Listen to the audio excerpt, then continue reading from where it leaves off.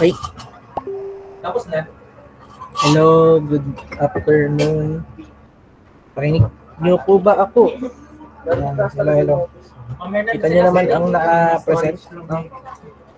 Ano ba naka-present? Sir, wala naman po naka-present. Kita niyo naman naka-present, differential operator at saka yung paint kanina. Okay naman.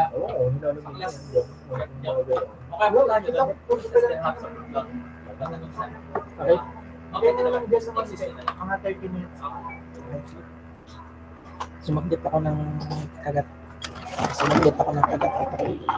Dire-diretso. Anyways, start na tayo. So, last time we have discussed last week. Pakita ko pa sa chat. Yung huli kong chat sa inyo is yung meeting natin last week. Last week, napag-usapan natin ang model, no, our application. Hindi pala, introduction sa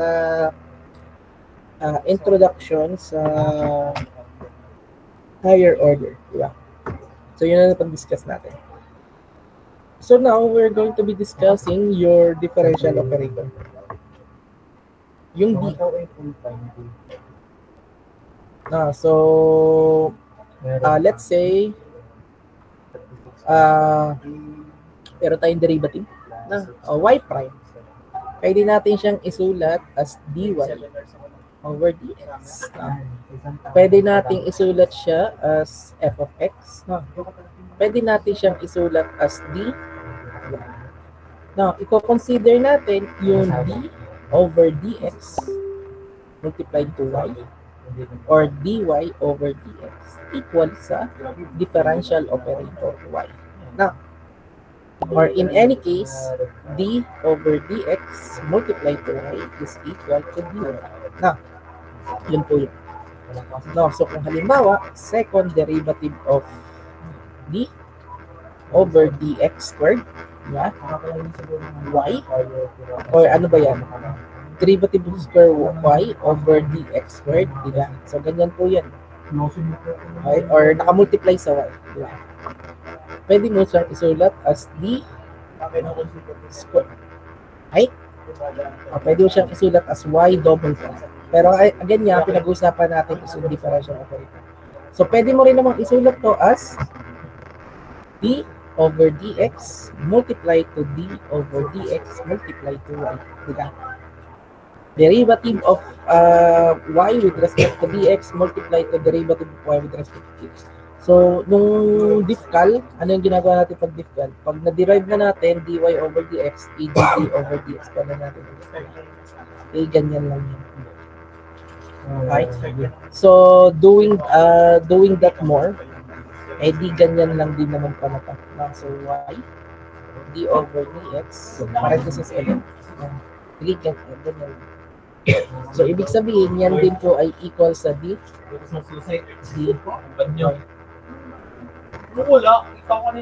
Never been touched, never been untouched. Now, so, ganyan po yung pagsusulat natin ng differential operator. Okay? Hey, no, very easy. No, sir, okay na. Class this is so, hindi pa. Meron pa tayo. Okay, next. So, for your differential equation, nandiyan naman. So, let's say meron tayong higher order. Let's say y double prime plus 5y prime plus 6y.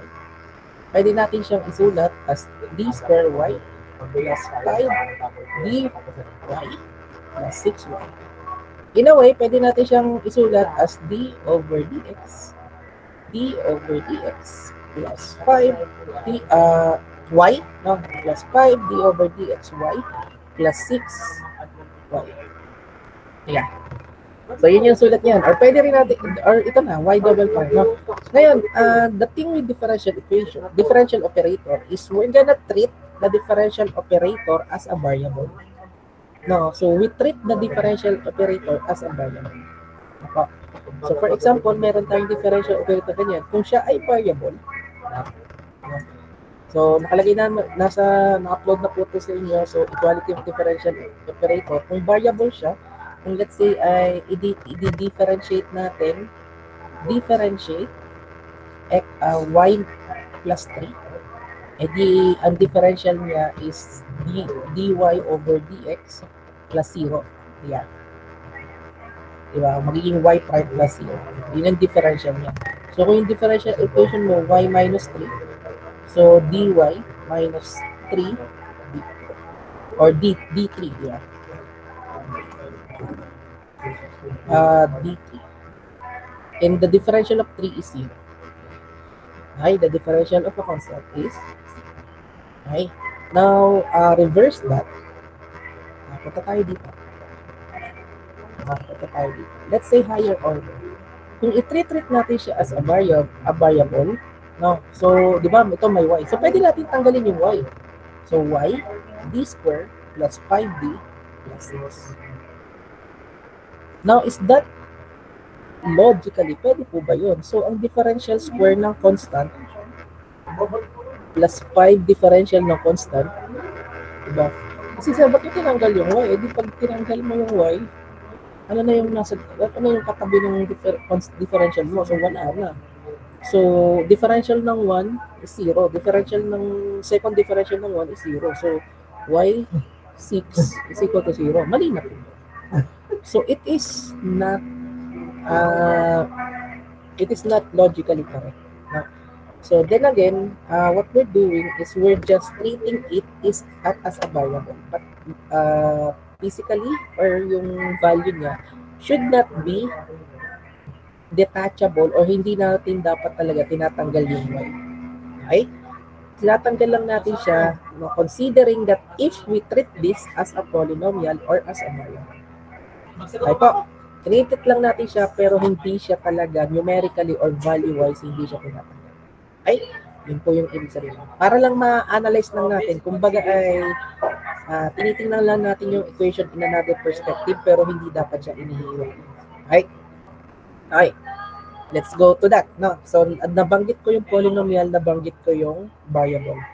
So, meron pa kung i-treat natin yung differential operator as a variable, we're gonna be going back to the elementary? High school? Probably elementary, no? So, sir, alam ko na po yan, pagkapanganak pala. Alam ko na inherent. So, sana naman. Commutative law of addition, no? So, associative law of addition, associative law of multiplication, distributive law of multiplication. Sana naman inahalay. Alam niyo yan. Or hindi. Or at the very least, sir, hindi ko na po yan tanda. Yan po ay hinula ko na. Alam ko na po yan by flex, no? By reflex action. Alam mo na siya, yung hindi mo siya alam na ginagawa mo siya, pero ginagawa ko. Okay, so anyways, ano bang ibig sabihin na yan? Ang dami pang sabi ni sir, ayaw na lang ituro. Now, so, addition, multiplication. So, long story short, let's say meron tayong example.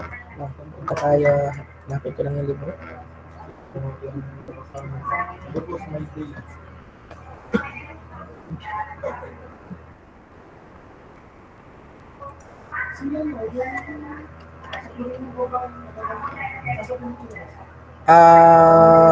Ano pala? Wala.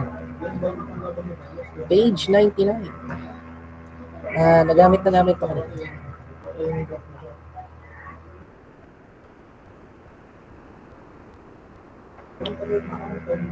Sana. Halimbawa, now, let's say meron tayong A is equal to D minus 3. Now, B is equal to 2D minus 2. Now, so, again, we treat the D differential operator as a page 99.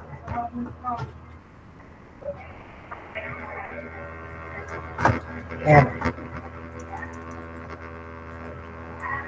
A is equal to D plus 2, 3D minus 1. Ito na lang gamitin natin kasi yun nasa libro.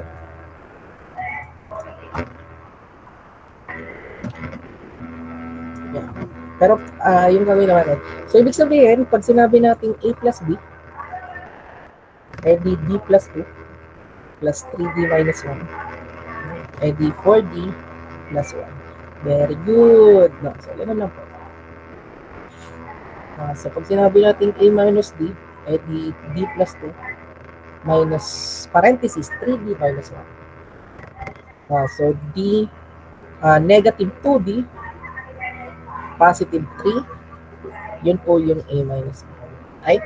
So, most of the time, hindi natin iniisip yung ganyan po. Or hindi natin, or siguro hindi natin ma-appreciate yan with respect to the derivative. Now, knowing that D is a derivative, so technically, yung y prime, let's say y prime plus 2y plus, di ba, ito yon, no, dy, dy plus 2y is d plus 2 multiply 2y. Yun po yun. Let's say yung 3dy, no, 3dy minus y. So, ito po yung d minus 3d minus 1. Yeah. So, yan din, kumbaga, in another perspective lang, tinatanggal lang natin yung y sa differential operator. But probably, we could analyze the problem or we could have a problem that is multiplied, pagka-multiplied, a plus b. So, kung si a plus b ay d plus 2, tapos is a 3d minus 1, pag pinag-multiply mo siya, magkakaroon ka ng 3d square, no, 3d square plus 6d minus d minus 2. No, so meaning meron kang 3d square plus 5d minus 2. No? Or kung meron kang yd yan, no, so meaning kung meron kang y yan, yung equation mo is probably written as y double prime plus 5y prime minus 2y is equal to 0. So we are up by analyzing your differential operator as a variable. Now, coming from first order, pwede natin sabi na, okay, having higher order polynomial, no, kasi kung variable yan, no, kung variable yan, ang tawag natin dyan, x squared plus 5x minus 2, di ba? Quadratic equation. Diba? So, pag higher order, cubic or cube or to the 5th, x to the 8th, x to the 9th. No? So, we are opening up to identify your differential operator. So, kung halimbawa, meron kang y double prime plus 5y prime plus 6y. No? So, let's say second order yan. So, y d square plus 5y, sorry. Isa-isay natin. So, d square y plus 5dy plus 6y, tanggalin ng y, d square plus 5d plus 6. Now, i-reverse natin. So, pwede pala siya manggaling sa itong binomial na to. Pwede pala siya manggaling sa d plus 3 and d plus 2. No, so kung isusulat natin yan ay d over dx plus 3 at saka d over dx plus 2. Now, again, hindi siya logical kasi we're identifying d as a differential operator, as a process. Hindi siya as a process si differential operator. No? So, hindi mo pwede i-differentiate yung nasa loob niya mismo na 1. Kasi, again, hindi siya logical. Kasi nga may y dapat siya sa loob. Okay, anyways. So, yan ngayon yung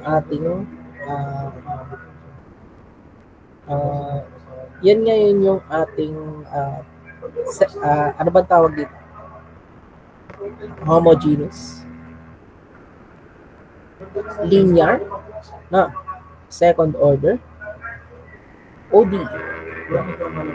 Ngayon, kung dadagdagan pa natin sa mga cases na binibigay sa atin, ang pinag-uusapan natin ngayon dito as a differential operator muna is constant coefficients. Constant yung coefficients na. Kasi walang value ng x. Ngayon, kung magkakaroon tayo ng value ng x dito, let's say magkakaroon tayo ng value, hindi na constant yung coefficients, may variable. So, hindi na constant. Hindi, iba na yan. Non-constant or with variable coefficients na. So, pag gano'n na may x na, ay di, ang lalabas na ngayon diyan ay x derivative square y plus 5 derivative y plus 6y. Ngayon, pwede mo tanggalin yung y, pero xd square means 5d plus 6. No? Ngayon, hindi mo na siya pwedeng gawing binomial.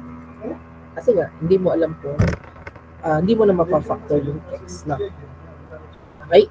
So, yung treatment as a variable is only for homogeneous linear second order constant coefficients. Nandun pa lang tayo. Okay? So, huwag niyong iisipin, siya, paano pag nagkaroon ng x? Hindi naman po ako magbibigay sa inyo na may x or may y. No? Laging constant yung coefficients natin. Okay po? Yun, nandun muna yung ating analysis. Okay, balik tayo sa module. Okay, so again, we treat it as a variable. Ngayon, we're going back to the polynomial again. Paano po pag hindi ako magbibigay ng x, pero magbibigay ako ng, let's say, ano po ako sa libro.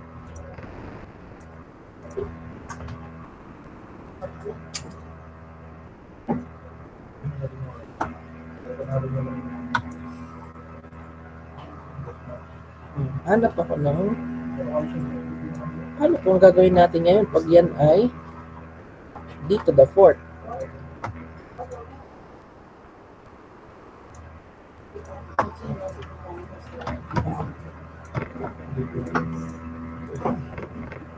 Okay, so let's say, sulat muna natin, hindi ganyan na ibibigay ko sa inyo. Let's say ay 4y quadruple prime minus 8y triple prime minus 7y double prime plus 11y prime plus 6y is equal to 0.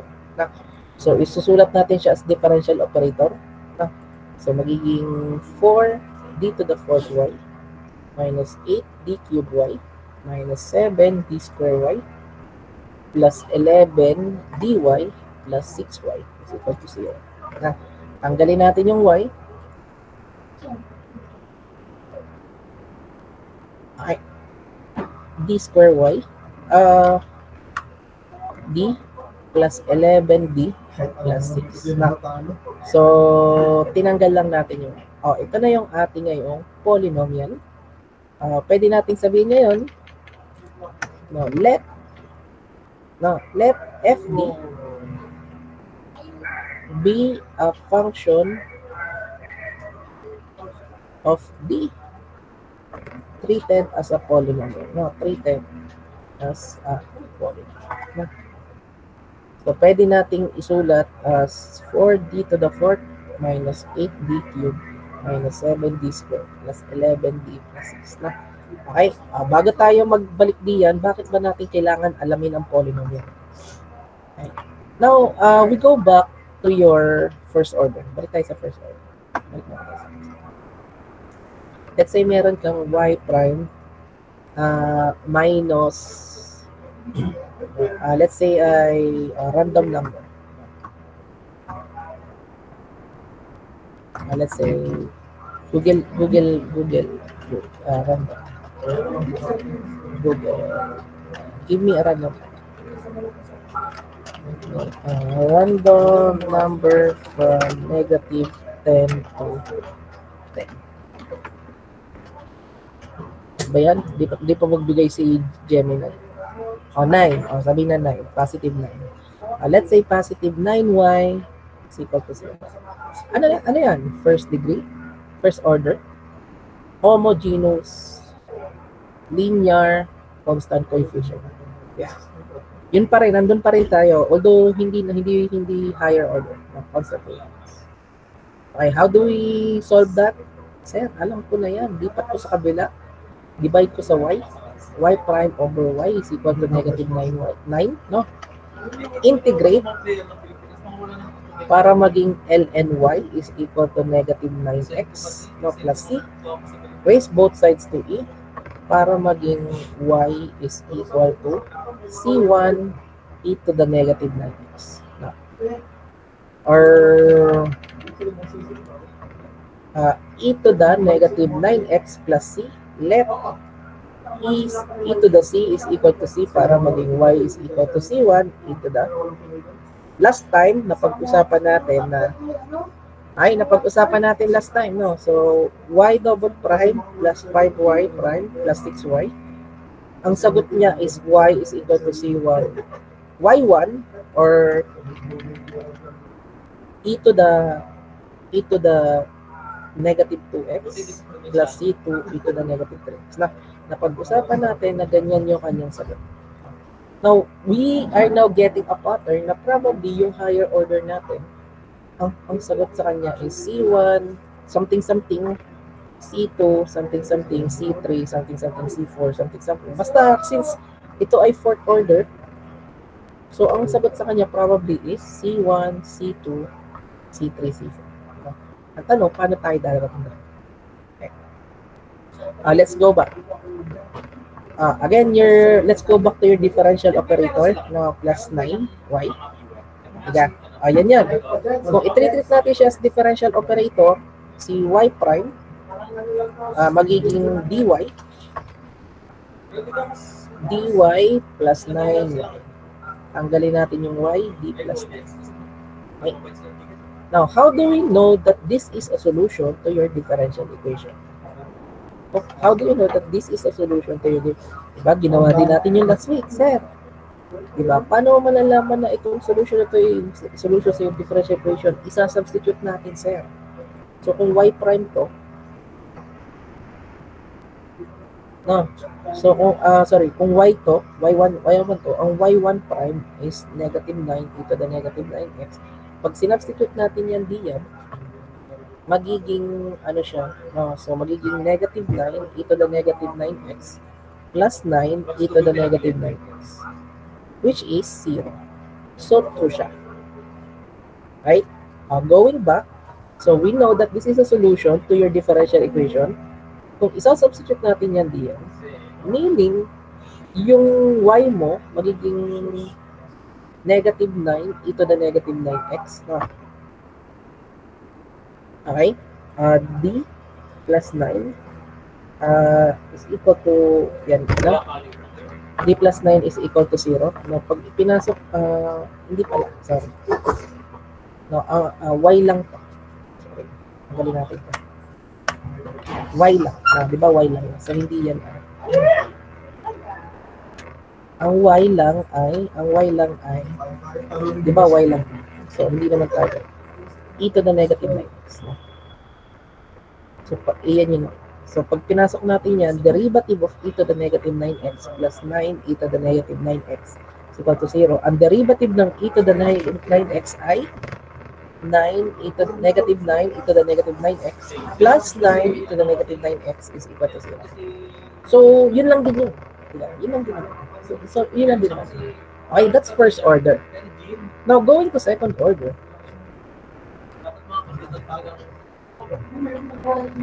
Okay. Again, ang sabi natin, C1, e to the 3x, negative 3x, C2, pwede naman po magkabaliktad. Kanina, e to the 2x yung nakakaroon. So, meaning this is a solution. Y1 is equal to e to the negative 3x.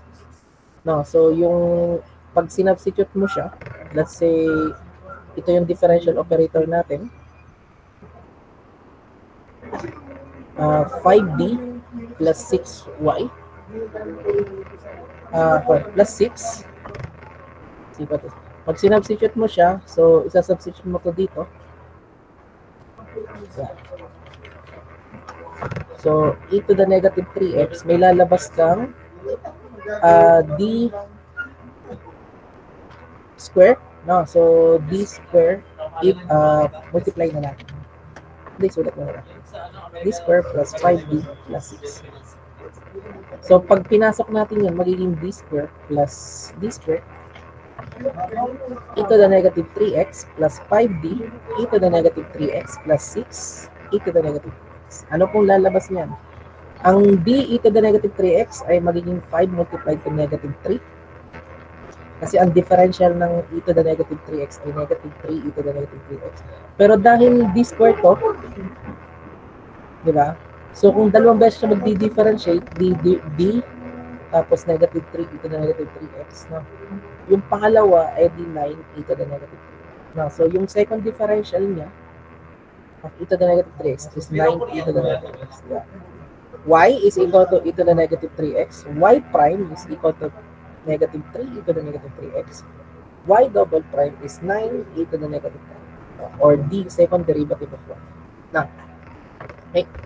So, ito ay 9e to the negative 3x plus 6e to the negative 3x is equal to 0. So, 9 minus 15 plus 6, 0. So, 0 siya.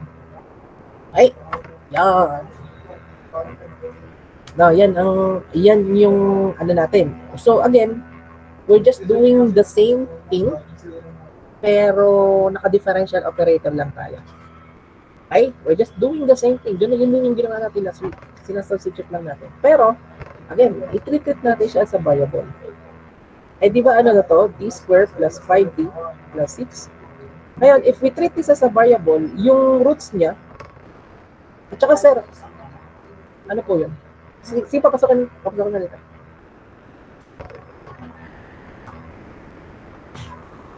Okay, so, di ba to? D squared plus 5D plus 6. Ano yan?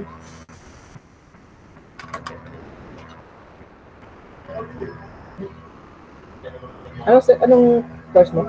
Lexe? Program? Bakit?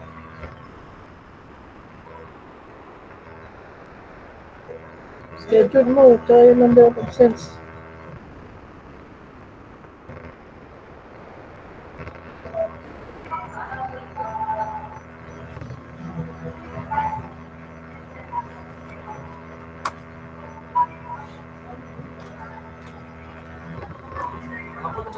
Okay, so asan tayo? Again, we're treating this as a variable. So, ano ba yung bago? Kung halimbawa, variable siya, pwede nating gawin kaya natin first degree. Hindi ka dito D plus 9. So, yung isa, D plus 3 at D plus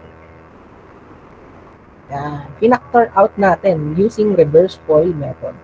If this is a polynomial, now we can treat it as D plus 3 and D plus 2. Now, if we divide, equal yan sa 0. So, if we divide this D with D plus 2, ano na naman titira? YD plus 3. No? So, using that, ang lalabas ngayon sa atin, di ba, e to the negative 3x, D plus 3. D e to the negative 3x plus 3 e to the negative 3x. Yung D na yun, pag dinifferentiate natin, magiging negative 3 e to the negative 3x plus 3 e to the negative 3x. So, siya ay 0 na. So, meaning, itong left side na to, 0, D plus 2, and any number multiplied to 0 is 0. Right? Eh, paano pag sa kabila? Paano naman doon sa pag sa kabila? We're just, theory, proving. Not theory crafting. Ano ba? Proving lang natin sa theory. Okay? Paano yun sa kabila? So, yung kabila naman, if you have this equation, D plus 2 is equal to 0. Divide natin sa D plus 3. So, y, D plus 2. Kung gagamitin natin yung e to the negative 3x, D plus 2, D e to the negative 3x plus 2 e to the negative 3x. No? So, hindi yun yung magiging sagot kasi negative 3 to the negative 3x plus 2. Which is, hindi siya magiging solution. No, doon papasok yung pangalawa natin solution. Kasi na-prove na natin na siya ay solution. Kasi nga, at any value of the right side, na disregard na natin kasi yung D plus 3 na yun, na-prove na natin na 0 siya. Okay? So, ngayon, doon sa D plus 2, doon papasok yung pangalawa nating solution. Which is, yung pangalawa nating solution is e to the negative 2x. So, y sub 2 is e to the negative 2x. Pwede naman natin i-substitute. Okay? Okay, so yun po yung proving. Yun yung proving. Pinove natin na sa yung solution. Okay. Ano yung relationship ngayon nung data? So, napansin natin ngayon, with this in mind, let's say D plus 3. Okay. With D plus 3, with the solution, yung solution natin ay e to the, let's say, any number. No, ang differential ng e to the mk, any number, is m e to the mk. Pag naman, let's say, second order, e to the mk, ay di m square e to the mk. Or kung differential operator n, e to the mk, ay di, ano siya, hence m to the n e to the mk. No, yun po yung nasa, sana. Sana.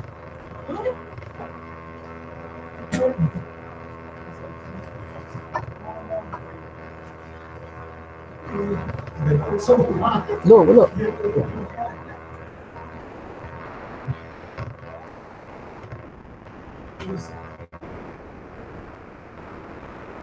Yan. O, hindi n ang ginamit, k yung ginamit. Okay? Dapat yata hindi dapat k yun. Kasi bakit may k ka na? Hindi yun k. Feeling ko hindi dapat k yun. Dapat x yun. E to the mx to. Dapat dito, dapat x to. So, yan. Okay, so that's first order. Again, first order po yan. Ito first order pa. Okay? First order. Ito second order. Okay? Ano ngayon yung point natin diyan? Okay. So, pwede natin din sa, paano naman po pag y prime minus, let's say, my. Di ba kanina, ang ano natin is y prime minus 9y. So, paano pag y prime minus my? So, magiging y prime is equal to positive my. Y prime over y is equal to m. Integrate. Magiging ln y is equal to mx plus c. Raise both sides to e. Y is equal to c1 e to the mx. Meaning, with this case, d minus m, y, tiga ang y prime minus m, y prime minus m, y. Pag sinulat mo siya sa differential operator, yan ay y prime minus m. Magiging ano yan? dy minus my. Tanggalin mo yung y is equal to d minus m. Meaning, d minus m, or yung kanina, yd minus 3, no, ang solution niya ngayon is y is equal to c1 e to the mx, or c1 e to the c1 e to the 3x, or y is equal to c1 e to the mx. No? Okay? For first order. Okay? For first order. For second order, since dalawa yung second order, yeah, for second order, ito tayo sa second order. O, second order ko, obviously, magkaiba yung dalawa dito, na 3 at 2. So, meaning, for second order, C1 e to the mx plus C2 e to the m2x. Magkaiba yung 1. Pero dito pa lang, nagigets mo na yung d plus 3 at saka d plus 2. Okay? So, yung m1 mo probably is negative 3. Yung m2 mo is probably negative 2. Okay? Kasi nga, ang formula natin is d plus m at saka d plus 2. Mali pala. Negative m, no? D. So, in this case is negative m. So, hindi siya positive to negative. Hindi siya positive siya. Positive to negative. So, kung positive yung roots natin, positive m to, positive 2, na. Kung positive to, should be yung roots natin is negative. Now, ito ay m1, ito ay m2. Yung solution mo ngayon is c1 e to the negative m1x plus c2 e to the negative m2x. Or yung roots natin, ganito na lang. Sorry. Okay. We'll go back to the definition of roots. So hindi naman talaga M to. So you call M as your roots. So hindi ito. Hindi itong 3. So CM is yung when you say roots of the polynomial. Roots of the polynomial is when you substitute these values into your polynomial, magsisiro yung equation mo. So for example, ang roots niya dito, pag nag-substitute ka ng negative 3 plus 3, negative 3 plus 2, diba? So negative 3 plus 3 is 0. So ang isa mo sa roots ay m is equal to negative 3. So yun yung isa mo sa roots. Paano malalaman yung roots? Parang ganawa lang din natin kanina. I-divide natin sa d plus 2 para lumabas natin ay d plus 3. Then d is equal to negative 3. Or d plus 3 is equal to 0. D is equal to negative 3. Now, these values now is what you call roots. Na pag sinubstitute mo siya, magsisiro nga siya. Sometimes we change the letter into M. Kasi yung roots is kung kailan siya magsisiro. Okay po. Okay, sana malinaw. So, ano lang yun? Mnemonics lang, label lang. Si M ay kung saan ka 0. Okay po. Kung saan 0 yung iyo. Long story short, balik na tayo dito. Bigyan ko yung mas madali. Madali mo. Kasi mamaya na yung let's say third order. Nasa ng drive natin.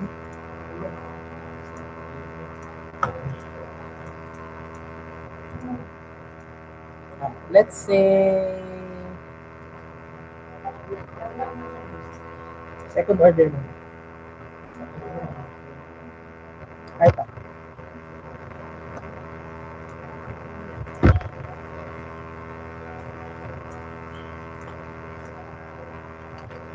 Okay, let's say nagbigay ako sa inyo ng differential equation na y 3y triple prime plus 5y double prime minus 2y prime is equal to integrate niyo yan. Find the solution. No, find the solution. Ganyan na yung makikita niyo sa exam. Ganyan na yung makikita niyo sa exam. So, find the solution. So, ang gagawin natin, i-treat muna natin siya as differential operator. So, susulat natin siya. Convert. So, 3d cubed y plus 5d square y minus 2dy is equal to 0. Tanggalin ng y. 3d cubed plus 5d square minus 2d is equal to 0. At then, sasabihin natin na let the function of d equal to 0 where it is a polynomial. Yan. So, ibig sabihin, 3d cubed plus 5d squared minus 2d is equal to 0. So, ang ibibigay ko po sa inyo ay hanggang 5th order pagdating sa isa. 4th order or 5th order. Okay. So, ganyan, pwede natin may mga ways tayo para ang tawag natin is ma-factor out. Ma-factor out, ma-determine natin yung roots. Okay? So, pwede natin tanggalin yung d kasi may mga similar tayo. d, 3d squared plus 5d minus 2. So, dito pa lang, ang isang roots natin ay d is equal to 0. Kasi pag sinubstitute natin yung 0 diyan, 0 cubed plus 0 squared plus negative 2, 0, one of the root is 0. Okay? Or m of 1 is 0. Okay? Ano yung iba pang root? Hindi kayang mentalin. Hindi kaya ng reverse Fourier method. Kasi hindi coefficients niya ito. So, kung hindi tanda, since siya ay square, pwedeng gamitan ng quadratic equation. So, negative b plus or minus. Sir, allowed po ang calculator? Pwede po ba kaming gumamit yan? Pwede yung gamitin pan-check ang calculator, pero you will be doing the process. Gagawin niyo po yung process. Pwede niyo pong gamitin pang check, pwede niyo gamitin pang multiply, no? Pero gagawin niyo po yung process na. Hindi po ako magbibigay ng partial points sa ito yung sagot, ito yung equation, tapos lumabas na lang bigla. Yung zero siguro mag-checkin. Pero kung halimbawa ay wala kayong process na ginawa, quadratic equation, kung finorce nyo ng FOIL method, ay bigyan nyo ng process ng FOIL method. No? Gawin yung, let's say, factor out. No? Ganyan. Gawa kayo ng solution. No? So anyways, A is equal to 3, B is equal to 5, C is equal to negative 2. So, negative, positive 5, negative 5. Negative 5 plus or minus 25 plus 4AC. 3 times negative 2 is hindi siya 4, hindi siya plus, siya ay negative. No? Pero ang negative 2 times 3 ay 6. 6 times 4 is 24. So positive siya. So 24 over 2A. Ang A is 3. So ano na siya? Negative 5 plus or minus square root of 49 over 6. No? So negative 5 plus 7 over 6. So 2 over 6. 1/3 yung isang root. No. M of 2 is 1/3. No. So yung pangalawa naman, negative 5 minus 7 over 6. So that's negative 12 over 6. That's negative 2. So yung isang root, M of 3 is negative 2. So yan yung roots mo. Now you can say when you get the root that the solution will become C1 e to the 0x, C2 e to the negative 2x plus C3. Pwede pong since yung M of 2 natin ay 1/3, pwede naman 1/3x plus C3 e to the negative 2x. Now, simplify natin, tanggalin na natin to. Yung solution nyo ngayon is C1 plus C2 e to the 1/3x plus C3 e to the. Ito na yung tinatawag natin general solution. Yan ay, na-integrate na natin yung ating sagot. Right? And that will be probably 50 to 60% of your score sa inyo. Ganyan lang din. Okay, quadratic equation. Sir, ay sabi niyo po 5th order. Ay di pag higher order, ano natin ipa-factor out.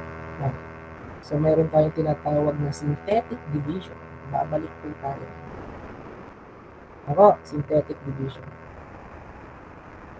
So, pero si calculator naman, again, may pan-check naman. Kaya sabi ko, magpakita kayo solution kasi si calculator, pero naman pan-check. So, pwede naman natin isulat to as, di ba, kung calculator yan, isulat natin siya as 3x cubed plus 5x squared minus 2x is equal to 0.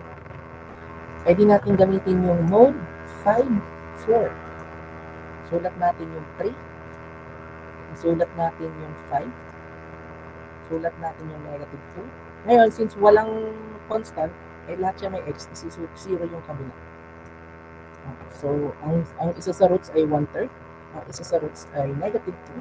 Ang isa sa roots ay 0.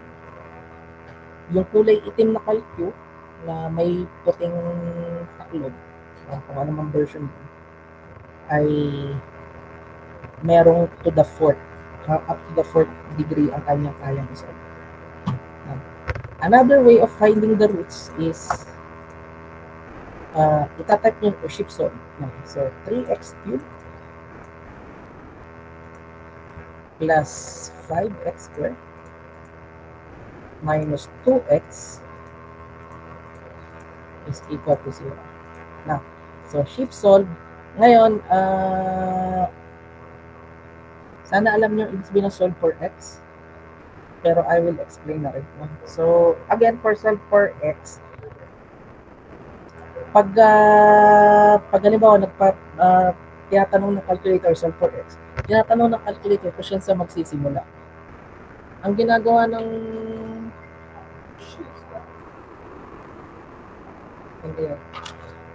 calculator sa magsisimula. So, di ba ang roots natin, 0, 1/3 at negative 2. So, ngayon, ang gagawin ni calculator, kung halimbawa, ang binigay kong sa kanya ay tinanong ni calculator, anong x daw? Lagay ko yung negative 1,000. Ang ibibigay niyang value ay negative Kasi yun yung pinakamalapit doon na roots. Isa lang kasi yung, pag sinabi mo kasi solve for x, isang value lang yung hinahanap mo. Kaya hindi siya advisable gamitin. Pero pwede mo siyang gamitin pang kuha ng roots. Kung hindi mo alam ang gagawin. So, negative 2. Ayun, pag sinip-solve mo ulit, tapos tinanong niya, ay anong value? Let's say, i-type ko ay 1,000 positive. Yung pinakamalapit sa kanya ay 1/3. So, ang lalabas sa kanya is, may isa pa. Ayun, 1/3. 0.32. Pag sobrang layo, syempre, pag sobrang laki ng binigay mo, let's say ay negative 1 million, posible siya magkaroon ng error. Kaya kung ano man yung value nun, maganda ko yun. Kung ano man value, maganda kung maliit lang din yung binigay. Let's say ay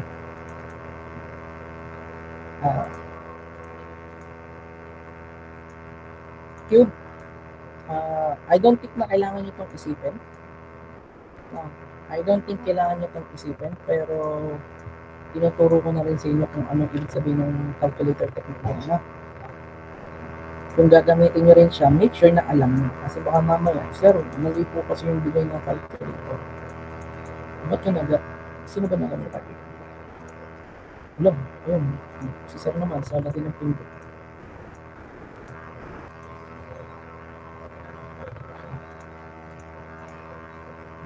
Minus 2 times x na is equal to 0.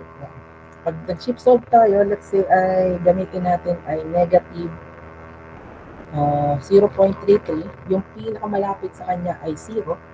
So, iyan niya 0. Okay, nagets naman yung pag-find ng roots. And again, pwede po kayong gumamit ng calculator, pero sabi sa exam ay show your solution.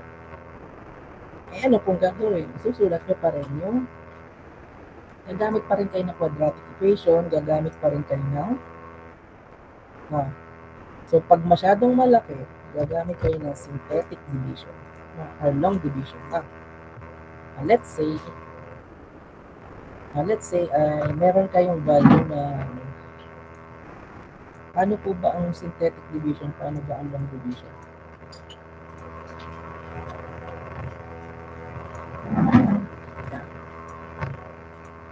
Meron kayong polynomial. Again, let's say 4y quadruple prime minus 8y triple prime minus 7y double prime plus 11y prime plus 6y.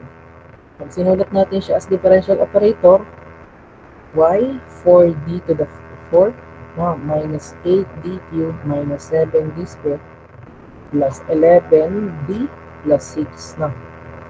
Okay? Now let the function of d is equal to 0 be a polynomial. Now, so pagiging 4d to the 4th minus 8d cubed minus 7d squared plus 11d plus 6 na. So, hindi mo naman gagawin. So, let's say na wala kang calculator din. Ayaw kang gumamit ng calculator. So, normally, when you're trying to find the roots, pwede mo nga, kasi nga na wala kang calculator, you treat your 6, your last number as p, you treat as your first number as 6. As a q.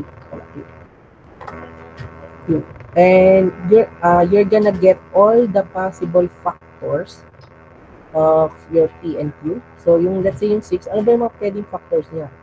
1 at 6, 2 at 3, negative 1 at negative 6, negative 2 at negative 3. So, yung 4d to the 4th, ano siya?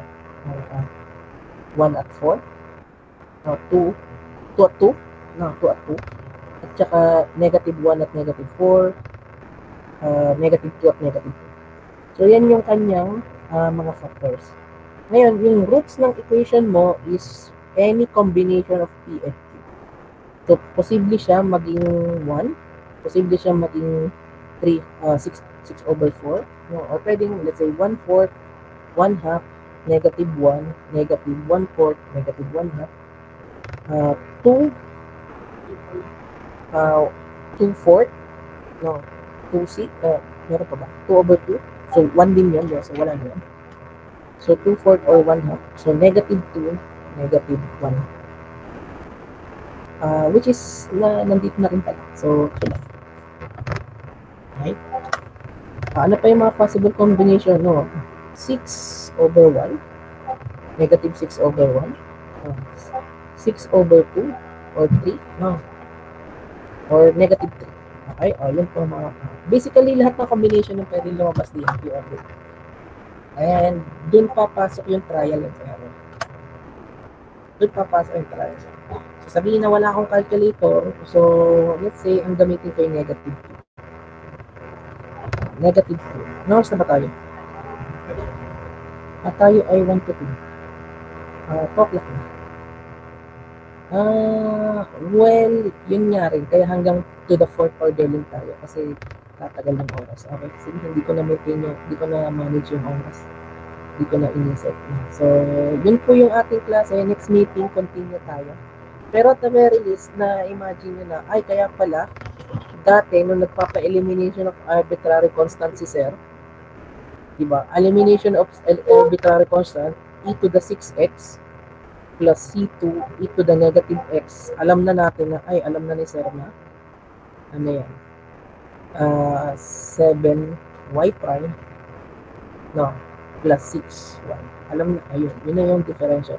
Kasi, ang ano pala niya is d plus 6 at saka d plus 1. Yun yung kanyang roots lang. So, yun pala. May madali, ano lang pala yung reverse ng elimination of arbitrary constant. Opo. Any questions? Okay, kung wala ng question, again, nandito naman po yung ating lesson. Although hindi masyadong ina-explain dyan. Pero nandiyan na po yung ating lesson. Let's dismiss.